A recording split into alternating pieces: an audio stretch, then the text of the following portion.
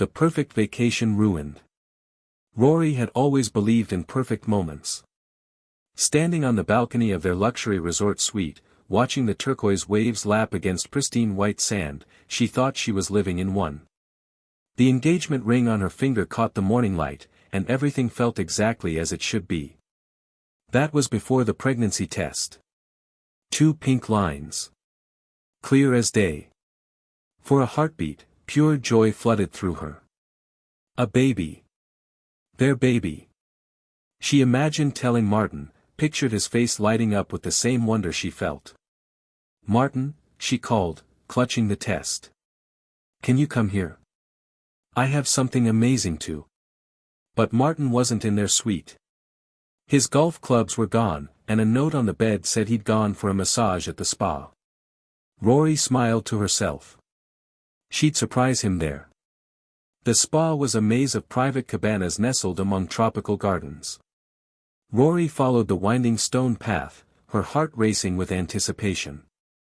She could hardly contain her excitement as she approached the cabana where the receptionist had directed her.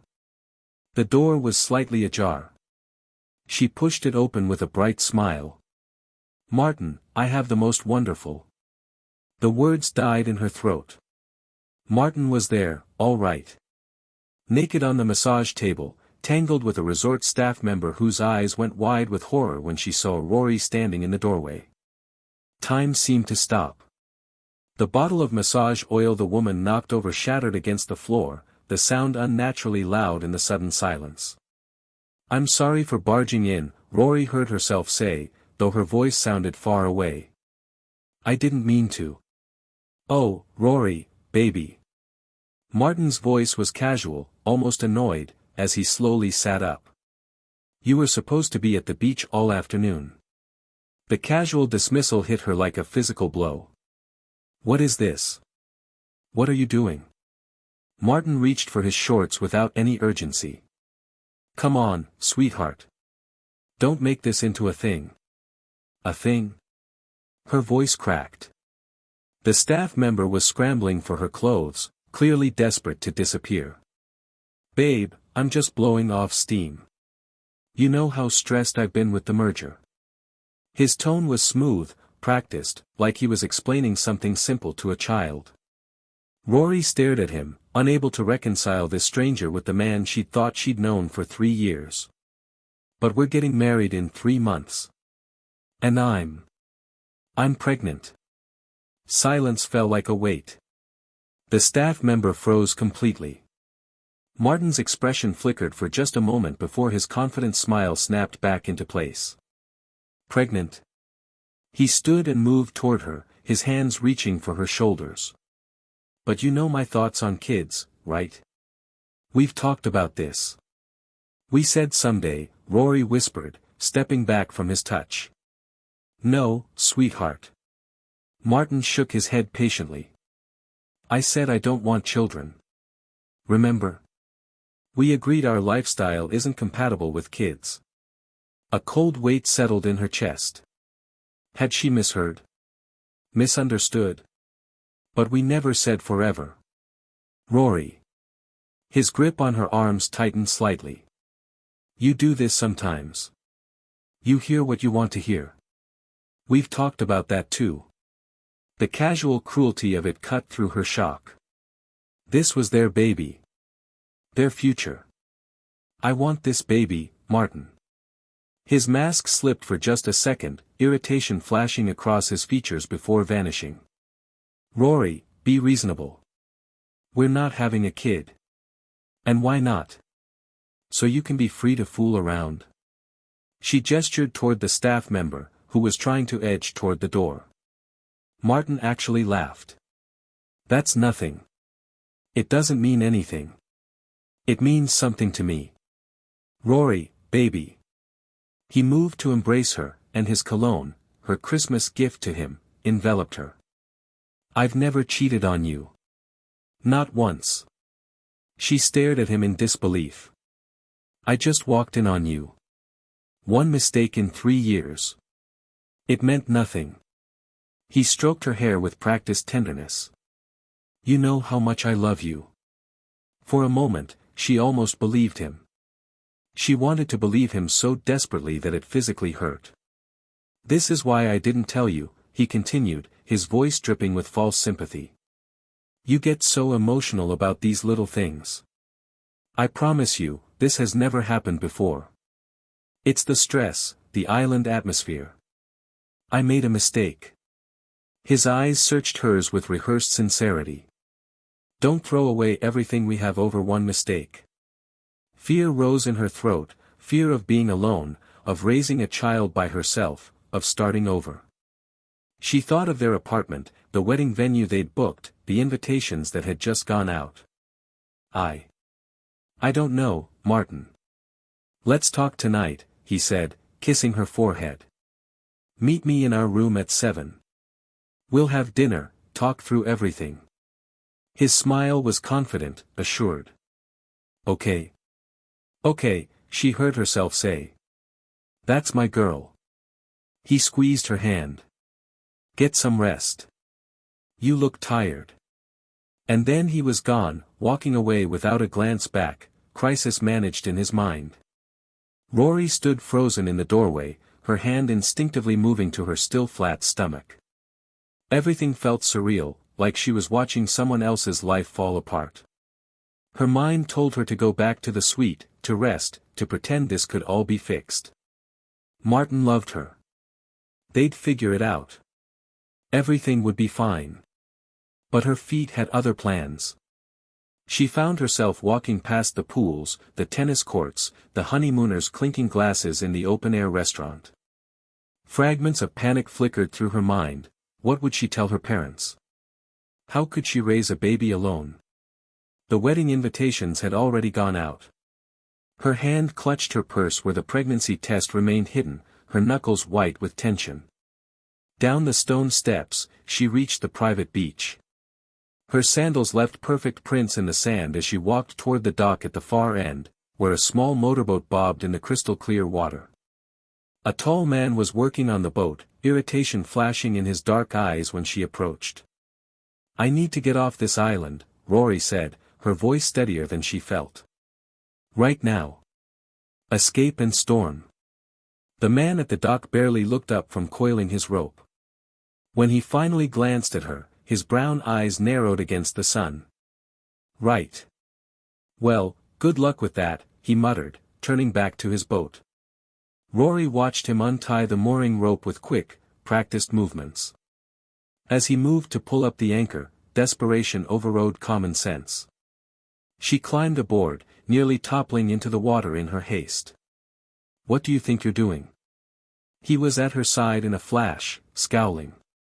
"Take off your shoes." "I'm sorry," Rory said quickly, slipping off her sandals. "Thank you for. Now get off my boat." Her smile faltered. "Oh, but I thought we were leaving." "You said." "I said good luck. There's no we here." He crossed his arms, lean muscles visible through his worn shirt. "But you're leaving anyway, right?" Rory gestured to his preparations.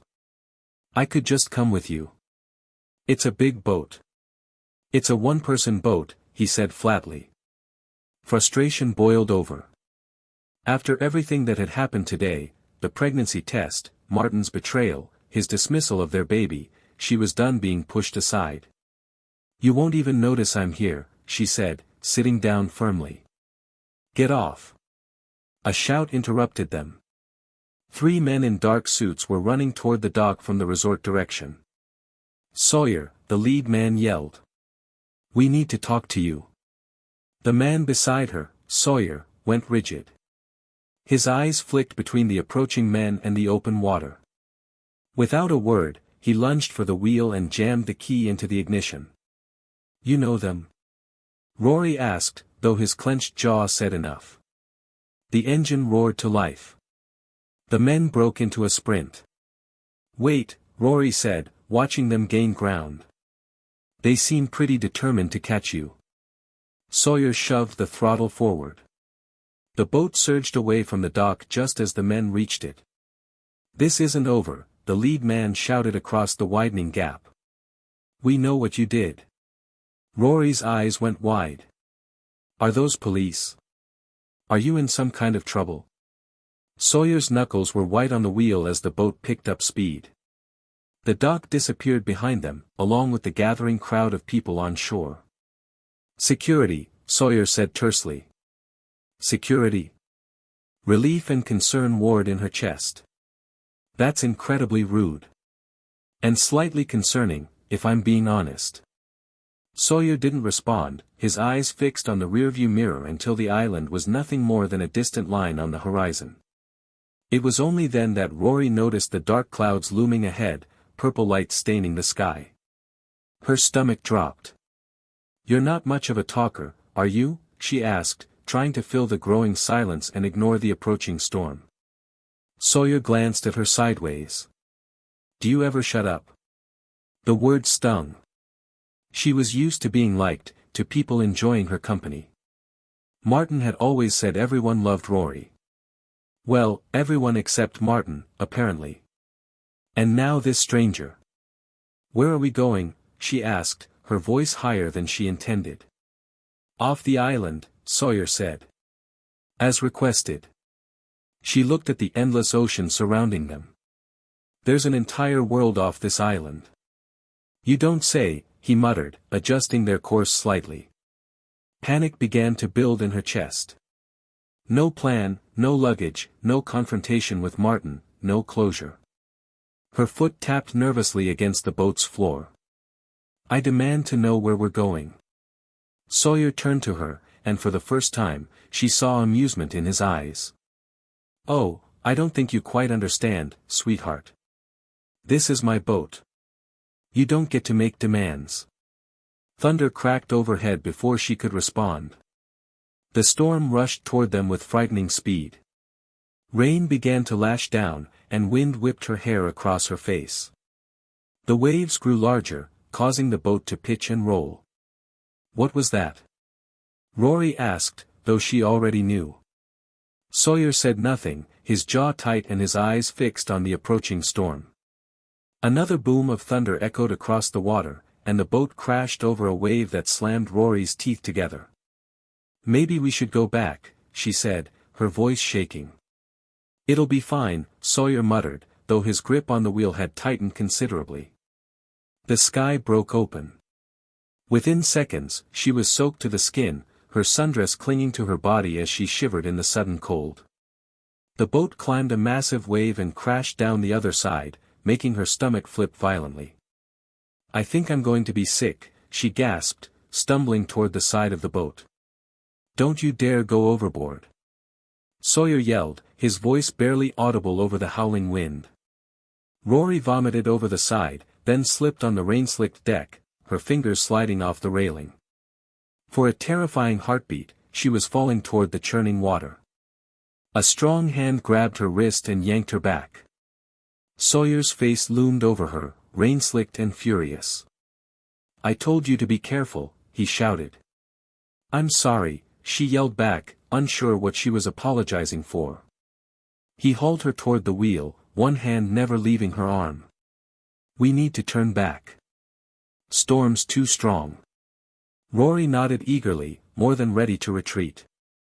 Martin and his betrayal seemed like small problems compared to drowning in a hurricane. Sawyer spun the wheel hard.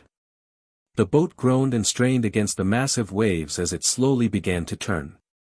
For a brief, hopeful moment, it seemed like they might make it back to safety. Then Rory saw the wall of water. It was massive, a moving mountain of ocean racing toward them with unstoppable force. Sawyer, she screamed, pointing. His eyes went wide. Without hesitation, he grabbed her around the waist and pulled her tight against his solid frame. Hold on to me, he growled into her ear, his voice fierce and protective. Don't let go. Rory wrapped her arms around him just as the wave hit. The boat rose impossibly high, and her feet left the deck as gravity seemed to lose its hold on them. For a suspended moment, they hung there in space and time. Then the boat flipped, tossing them both into the raging sea. The impact knocked the breath from Rory's lungs, and icy water filled her nose and mouth.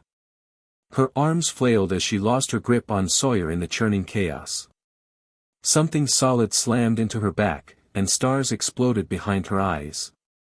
As consciousness slipped away, Rory's last coherent thought was of the tiny life growing inside her. "I'm sorry," she thought desperately. Then darkness swallowed her whole. Washed ashore. Sunlight burned against Rory's eyelids, and something rough scratched her cheek. Sand. She was lying on sand. Opening her eyes, she winced at the brightness.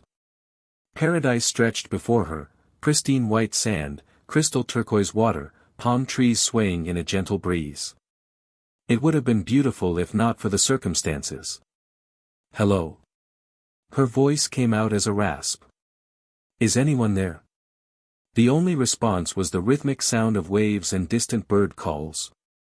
Panic began to rise in her chest until she spotted a figure sprawled face down on the sand about 20 feet away. Sawyer. Ignoring her body's protests, Rory scrambled over to him. His dark hair was plastered to his head, and his clothes were torn and crusted with salt. "Sawyer. Can you hear me?" Her voice rose with each word. "Help. Somebody. We need help." Sawyer's eyes snapped open, squinting against the sun. "Stop yelling," he groaned.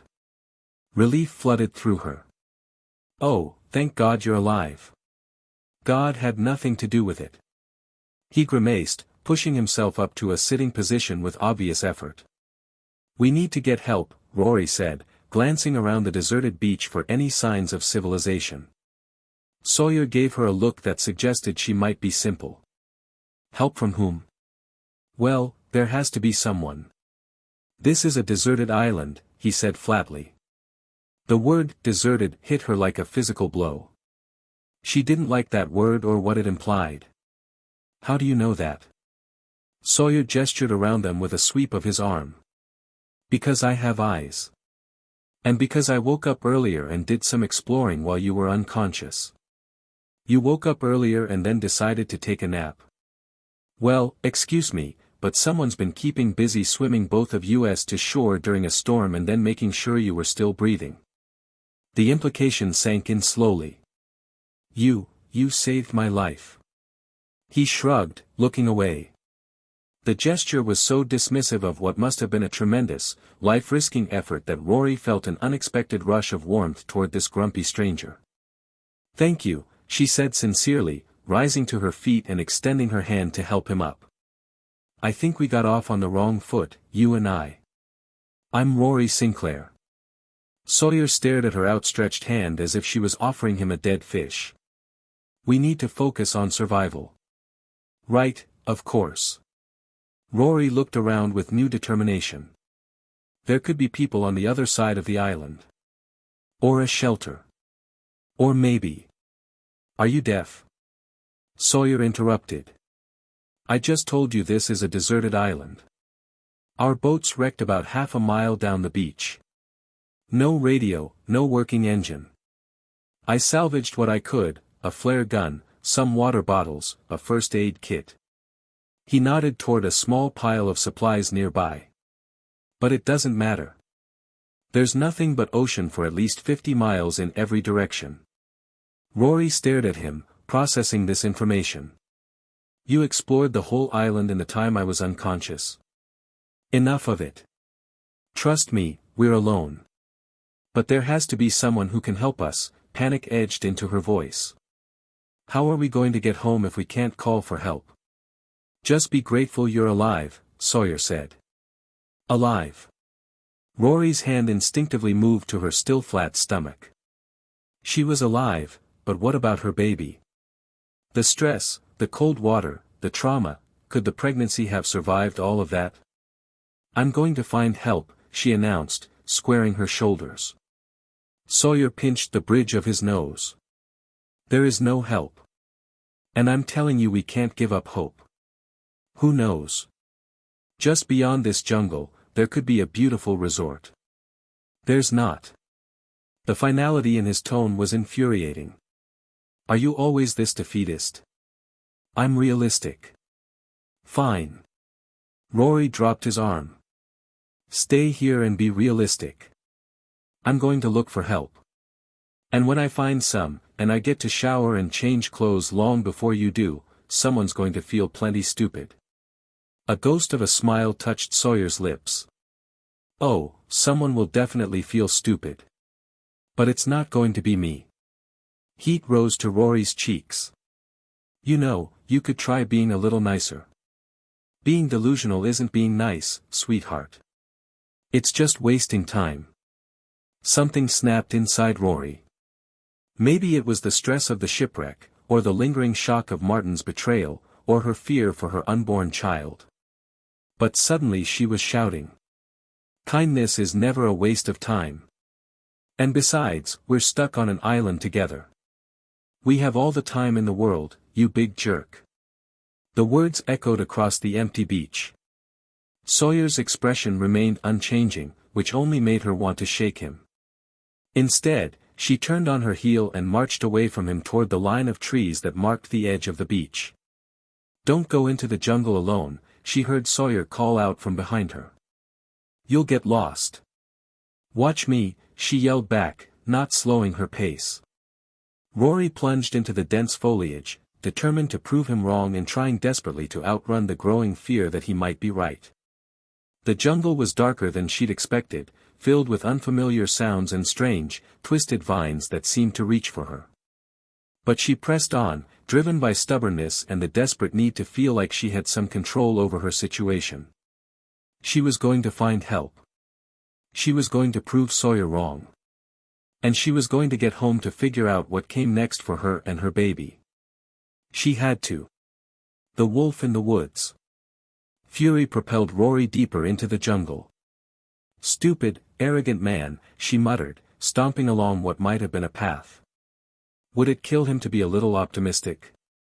Branches whipped at her arms as she charged through the dense foliage. Never in her life had she met someone so aggravating. It was like he was allergic to basic human decency. Half an hour later, her pace slowed as reality set in. She had no idea where she was going. The jungle grew thicker around her, filled with unfamiliar plants and eerie sounds that made her skin crawl. Were there wild animals on this island? The thought stopped her cold. Here she was, dressed in nothing but a torn sundress, barefoot and vulnerable. Hello? She called out. Anyone? Only silence answered, broken by chirping birds and rustling leaves. Maybe storming off hadn't been her best idea. Then she heard it, the sound of rushing water. Parched from the salt water and her ordeal, she pushed through a curtain of vines and gasped. A crystal-clear lagoon stretched before her, fed by a waterfall tumbling from moss-covered rocks above. Oh my God, she whispered. Sunlight filtered through the canopy, making the water sparkle like diamonds. She rushed forward, scooping the cool water into her hands. It was sweet, clean, miraculous. She splashed her face, washing away the salt and sand that clung to her skin. Thank you, she breathed to whatever forces had led her here. Feeling somewhat restored, Rory set off to retrace her steps. But as time slipped by and the sun sank lower in the sky, she realized with growing dread that the landmarks all looked the same. I'm lost, she admitted aloud, her heart pounding. Panic rose in her throat. She was pregnant, stranded, and now completely alone in an unfamiliar jungle as darkness approached. Then she heard movement behind her. She froze, every muscle tense. Hello. Her voice was barely a whisper. The leaves rustled, and something large moved through the underbrush. Rory backed away slowly, searching frantically for shelter or anything that could serve as a weapon. The foliage parted, and a massive black wolf stepped into view. It was huge, much larger than any wolf she'd ever seen in pictures or documentaries. Its fur was dark as midnight with silver tips that gleamed in the fading light. But it was the eyes that truly stunned her. Golden, intelligent, almost human in their awareness. Nice wolf, she whispered, inching backward. Good wolf. Please don't eat me. But the wolf simply sat down, watching her with that unnerving calm. No growling, no bared teeth, just steady observation. "You're not going to attack me?" she asked tentatively. The wolf tilted its head, and something in its gaze reminded her bizarrely of Sawyer, that same penetrating stare, as if seeing right through her pretenses. She let out a shaky laugh. "I must be losing my mind. I'm talking to a wolf, and it reminds me of that infuriating man back at the beach." The wolf's ears twitched, but it remained motionless. "You know," she said, oddly comforted by having something, to talk to, "this has been the worst day of my life. First, I find out I'm pregnant. Then I catch my fiancé cheating on me. He wasn't even excited about the baby, he wants me to get rid of it." The wolf seemed to be listening intently. "So I ran. Got on a boat with a complete stranger who turned out to be the most self-absorbed jerk I've ever met." She paused. "Although, to be fair, he did save my life. But he's still a jerk." To her amazement, the wolf rose and approached slowly. It nudged her hand gently with its muzzle, then stepped back, looking toward the trees. "Do you want me to follow you?" she asked. The wolf walked a few paces, then glanced back at her expectantly. "This is completely insane," Rory muttered, but she got to her feet anyway. The wolf led her through the jungle with sure steps, pausing occasionally to wait for her to catch up. At one point, it stopped beneath a tree heavy with yellow fruit, pawing at a low branch. "Are those edible?" she asked. The wolf huffed softly, almost like a chuckle. "If I die from eating mystery fruit that a wolf showed me, that would be a fitting end to this day," she said, picking one anyway. It was sweet and tangy, instantly refreshing. "Thank you." As night fell completely, she began to see a warm glow ahead, firelight. They emerged from the jungle to find the beach where she'd started, complete with a camp that hadn't been there before. Driftwood was stacked neatly, supplies were arranged, and a small fire crackled invitingly. "You did it," she whispered to the wolf. "You brought me back." The wolf sat at the edge of the jungle, its golden eyes reflecting the firelight. "Thank you," she said again, this time with deep sincerity. "I don't know why you helped me, but thank you." The wolf blinked once, as if acknowledging her gratitude, then slipped silently back into the darkness. Rory stood alone by the fire, more confused than ever but grateful to be safe. As she settled down on the sand, she couldn't shake the feeling that there was something almost human about that wolf's intelligence. But that was impossible. Wasn't it? She was just about to lie down when she heard footsteps in the sand.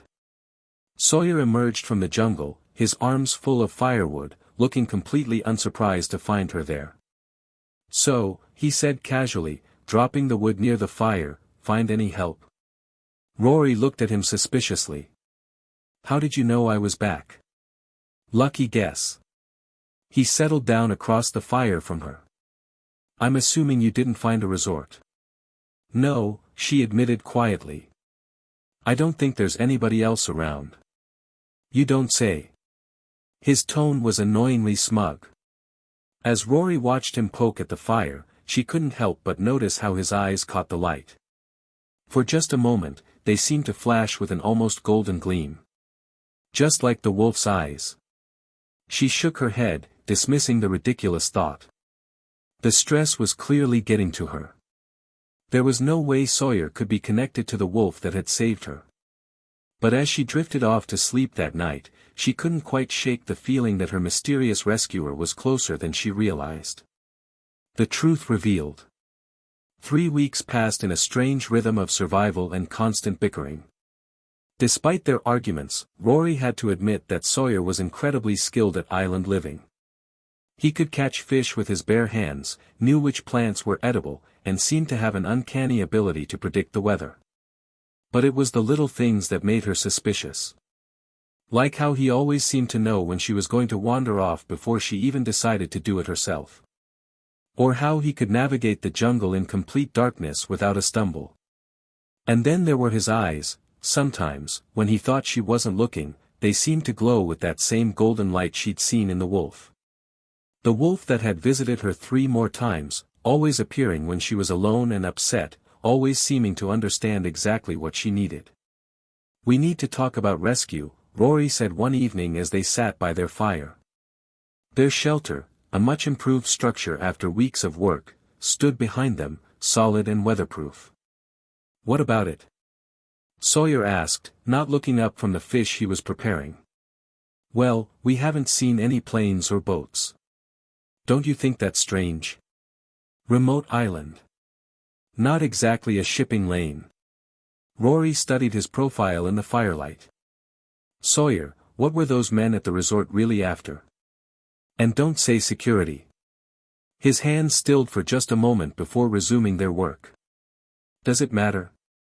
We're here now. It matters to me. I'm stuck here with you, and I don't even know who you are. I'm the guy keeping you alive." "That's not an answer." Sawyer finally looked up, and in the flickering light, his eyes definitely gleamed gold. "Some questions are better left unasked, Rory." That night, Rory lay awake in their shared shelter, listening to Sawyer's deep, even breathing. Something was wrong with this whole situation. No one had come looking for them. Sawyer seemed far too comfortable with their circumstances. And there was the matter of the wolf. Around midnight, she heard him get up. Through slitted eyes, she watched him slip out of the shelter with fluid, silent movements that seemed almost inhuman. After waiting a few minutes, she followed. The jungle was silver bright under the full moon. She could hear rustling ahead and crept forward as quietly as possible. In a small clearing, she stopped and stared in shock. Sawyer stood in the center of the space, his back to her. And as she watched, his body began to change. His human form rippled and shifted, bones restructuring, muscles reforming. Within moments, the man was gone, and in his place stood the massive black wolf that had been her guardian and guide. Rory's hand flew to her mouth to stifle a gasp, but it was too late. The wolf's head snapped around, golden eyes meeting hers across the clearing. For a heartbeat, they stared at each other. Then the wolf padded toward her, and she could see the intelligence there, the familiar consciousness that was unmistakably Sawyer. "You're him," she whispered. "You're the wolf." The great head nodded once. "How long have you been, what are you?" The wolf looked toward the shelter, then back at her, and she understood. He wanted to shift back, to explain as a man. She followed him back to their camp, her mind reeling. Everything made sense now, his survival skills, his ability to navigate in the dark, the way he always seemed to know where she was. When they reached the shelter, Sawyer emerged a few minutes later in human form, pulling on his shirt. His expression was guarded, almost vulnerable. "You're a werewolf," she said quietly. "Shifter," he corrected. "And before you ask, no, I'm not going to hurt you. If I wanted to, I would have done it weeks ago." Rory sank down onto a piece of driftwood they used as seating. "This is why those men were chasing you. Among other reasons." He sat across from her, maintaining distance. "My kind, we're not exactly accepted in the human world. Those men work for a research facility that's very interested in capturing shifters for study." "Study?" Horror crept into her voice. "Experimentation. Dissection. They want to understand how we work so they can replicate our abilities." His jaw tightened. "I escaped from one of their facilities 3 months ago." "Oh God, Sawyer." Without thinking, she reached for his hand. "That's horrible." He looked down at their joined hands in surprise. "You're not afraid of me." "Should I be?" "Most people would be." Rory considered this. "You've had plenty of opportunities to hurt me. Instead, you saved my life, kept me fed, guided me when I was lost." She smiled softly. "You've been taking care of me this whole time, even when I was being impossible." Something shifted in his expression, surprise, relief, something deeper. "You really aren't afraid?" "I'm not." She squeezed his hand. "But I have questions." A ghost of a smile touched his lips. I figured you would. Is this why you don't want to be rescued? Because of those men? Partly. But also. He hesitated. Rory, there's something else. We're not on a deserted island. She blinked. What do you mean? I mean there's a small community on the other side of the island. Other shifters who've escaped or been exiled. It's a sanctuary of sorts. You've known this whole time. Her voice rose. There are people here who could help us. People who could help you, he corrected. But going there means making a choice. Once you know about our world, there's no going back to complete ignorance. And there are rules about humans knowing our secrets. The implications hit her. What kind of rules? You'd have to stay. At least for a while. Maybe permanently. Rory stared at him, processing this. You've been protecting me from more than just the elements, haven't you? You've been keeping me safe from other shifters who might not be as accommodating. Some of them see humans as threats. Others see them as prey. His voice was grim. I couldn't risk bringing you there until I was sure you could handle the truth. She stood up, pacing to the water's edge. The pregnancy she discovered just weeks ago felt like a lifetime ago now. Martin and his betrayal seemed like someone else's life entirely. Rory. Sawyer's voice was uncertain. What are you thinking?